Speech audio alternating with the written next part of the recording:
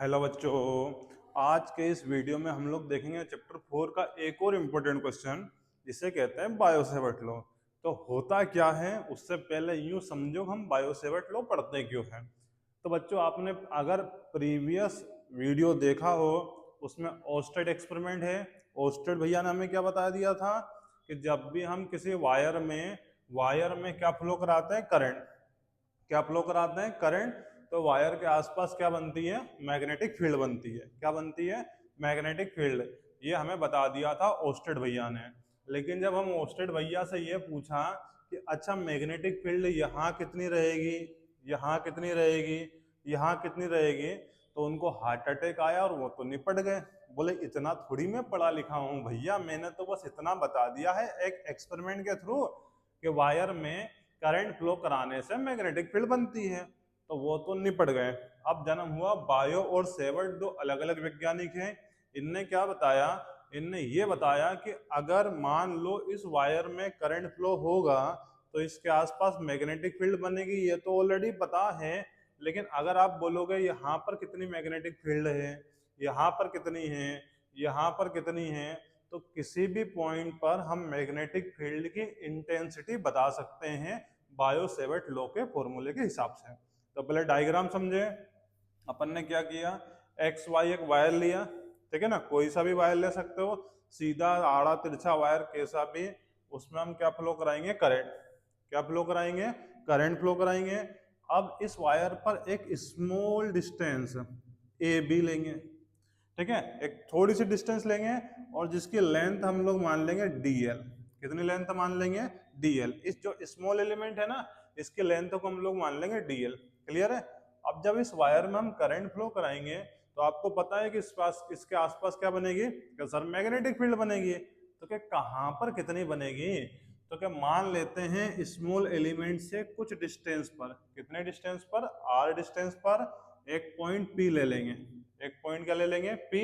और इस point P पर बच्चों हमें पता है क्या कैलकुलेट करना है, इस पॉइंट पी पर अपन को कैलकुलेट करना है intensity, intensity of magnetic field. क्या कैलकुलेट करना है बच्चों, इंटेंसिटी ऑफ मैग्नेटिक फील्ड। क्या किया समझ में आया। एक्स वाई एक वायर ले लिया, कंडक्टर लेना है, उस पर स्मॉल एलिमेंट ए भी लिया जिसकी लेंथ कितनी मान लेते हैं, डीएल। और वायर में क्या फ्लो कराएंगे, करंट। जब हम वायर में करंट फ्लो कराएंगे तो इसके आसपास क्या बनेगी, मैग्नेटिक फील्ड बनेगी। तो हमें ये देखना है कि मैग्नेटिक फील्ड की जो इंटेंसिटी है वो कहाँ पर कितनी है। ठीक है। तो मान लेते हैं कि कुछ डिस्टेंस आर डिस्टेंस पर एक पॉइंट पी है और इस पॉइंट पी पर अपन को intensity of magnetic field check करनी है। ठीक है। तो क्या कहानी है ये समझ में आया। और जो जो पॉइंट पी है बनने वाला एंगल अपन मान लेते हैं थीटा। ठीक। अब एक सिंगल फॉर्मूला ध्यान रखना है। अब ये पॉइंट भी देखो यहाँ वहां वहां आसपास कहीं भी हो सकता है वायर के। सिंगल फॉर्मूला याद रखना, बायो सेवर्ट डिकोड करने के लिए, D B proportional to I D L sine theta और अपोन में हो जाएगा आर स्क्वायर। बस ये फॉर्मूला लिखना और बाकी तो तुम्हें पढ़ाया लिखाया सिखाया है कि फॉर्मूले को कैसे डिकोड करना है। तो डीबी क्या हो जाएगा बच्चों, इंटेंसिटी ऑफ मैग्नेटिक फील्ड। आई आई तो पता है ना क्या होता है, करंट होता है। और डीएल क्या है, लेंथ। काय की length, length of small element, जो छोटी सी डिस्टेंस है उसकी लेंथ है।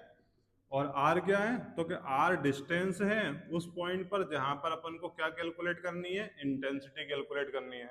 तो क्या सर थीटा भी बता दो। बच्चों थीटा क्या होता है, जहां पर आपको इंटेंसिटी कैलकुलेट करनी है वहां से स्मॉल एलिमेंट के बीच में उस पॉइंट और स्मॉल एलिमेंट के बीच बनने वाला एंगल थीटा होता है। तो सिर्फ एक सिंगल फॉर्मूला याद रखना है, D B proportional to I D L sine theta upon R square. इस फॉर्मूले से हम पूरी कहानी क्लियर कर देंगे।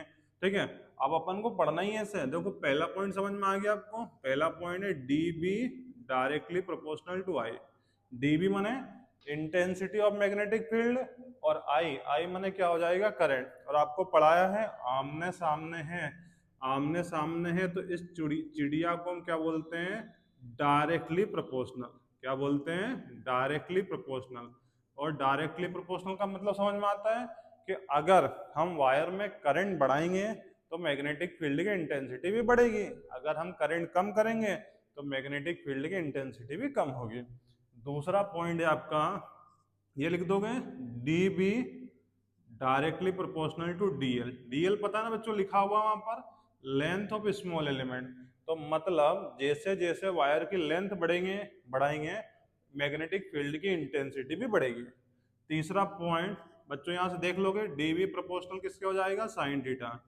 तो डी बी प्रोपोर्शनल टू किसके हो जाएगा, साइन थीटा। डी बी मैंने समझ में आया ना, intensity of magnetic field directly proportional किसके हो जाएगा, साइन थीटा। थीटा क्लियर है, एंगल बिटवीन उस पॉइंट पे जहां पर इंटेंसिटी कैलकुलेट करनी है और स्मॉल एलिमेंट का एंगल। और चौथा हो जाएगा, चौथा क्या हो जाएगा, डी बी 1/r²। बच्चों जब भी डिवाइड में क्वांटिटी आएगी ना, तो ये इसको हम क्या बोलेंगे पता, सेम साइन है, लेकिन डिवाइड में इसलिए इसका वर्ड इस्तेमाल करेंगे इनवर्सली प्रोपोर्शनल। क्या इस्तेमाल करेंगे, इनवर्सली प्रोपोर्शनल। तो कैसे पढ़ेंगे, intensity of magnetic field is inversely proportional, और स्क्वायर करा है आर का, आर माने डिस्टेंस। तो intensity of magnetic field is inversely proportional to square of R, R माने डिस्टेंस। तो आसानी से आप बिना याद करे हुए आसानी से आप डिकोड कर सकते हो। बस आपको एक फॉर्मूला याद रखना है और आपको ये पता होना चाहिए आमने सामने तो उसके लिए क्या बोलेंगे, डायरेक्टली प्रोपोर्शनल, और डिवाइड में तो क्या बोलेंगे, इनवर्सली प्रोपोर्शनल।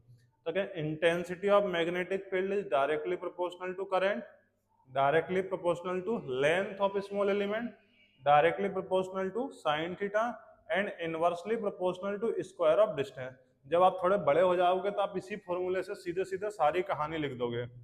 अब होगा क्या कि अब ये इसमें एक थोड़ी सी स्टेप ये है, इतना नोट कर लेना। अब मिटा दे रहे इसको, अच्छा डायग्राम मिटा दे, ठीक है डायग्राम मिटा दिए भाई, ठीक। तो ये अपन ने क्या किया, अब इसी फॉर्मूले को चिड़िया उड़ा दो, बस इतना ध्यान रखो। बोले सर मतलब, अरे एक साथ लिख के दियो फॉर्मूला बन गया था, चिड़िया उड़ा देंगे तो कांस्टेंट किया जाएगा।